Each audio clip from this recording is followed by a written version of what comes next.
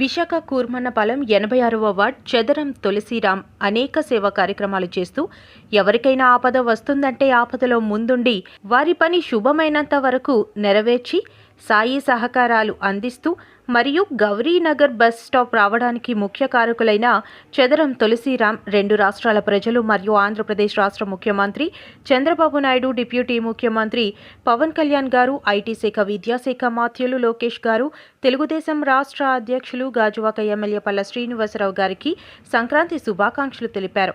Telugu Desam, Janasena, BJP మూడు పార్టీల కలయికలో రాష్ట్రం ఎంతో అభివృద్ధి చెందుతుంది అంటూ సంక్షేమ పథకాలతో పాటు ప్రతి చదువుకునే విద్యార్థికి బంగారు భవిష్యత్తు, జాబులు వచ్చేటట్లుగా ప్రణాళిక చేసుకుంటూ ప్రభుత్వం ముందుకు సాగుతుంది.